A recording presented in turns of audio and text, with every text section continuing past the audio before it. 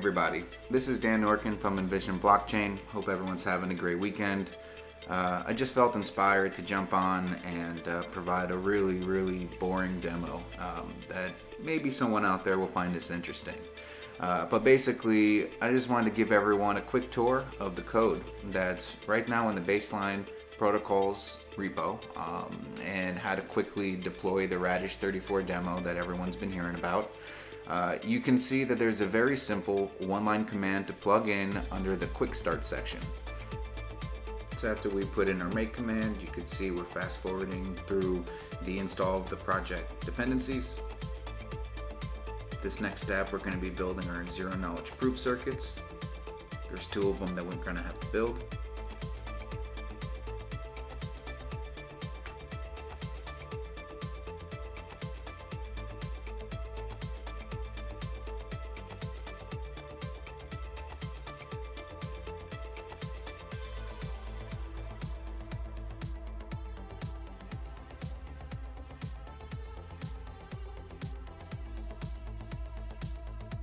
So with this step, you can see that we're building our Docker containers.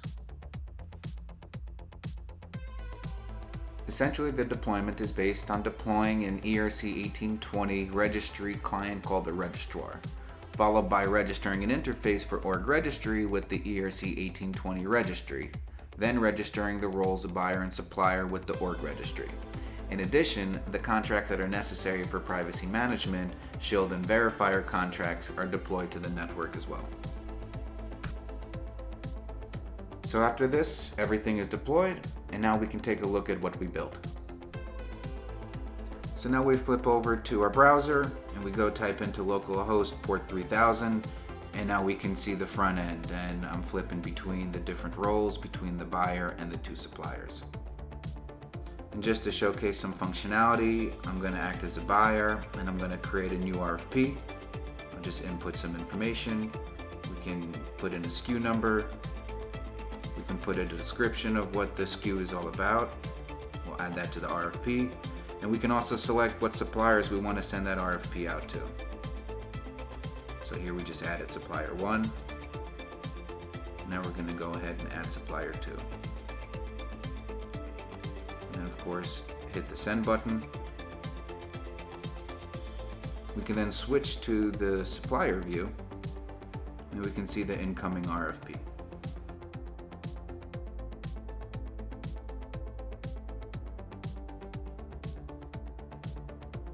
So now for anybody that wants to see what's happening on the back end, what you could do is just go to the baseline protocols repo and go to the Radish folder, and you'll see a collection of log commands.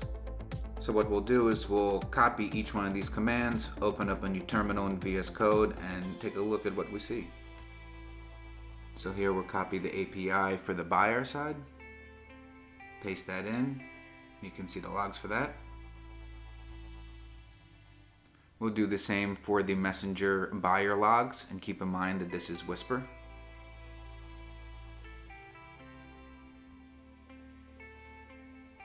And now we'll copy and paste the logs for the MongoDB instance for the buyer.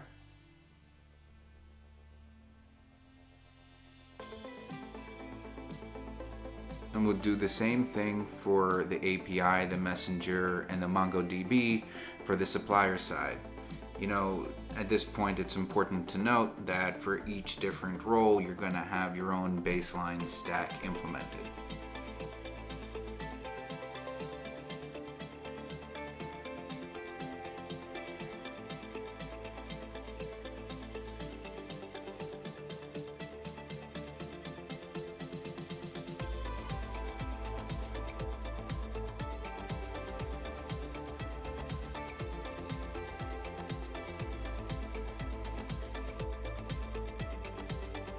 And we're going to do the same thing for supplier 2, again reiterating the fact that each different organization is going to need their own baseline stack.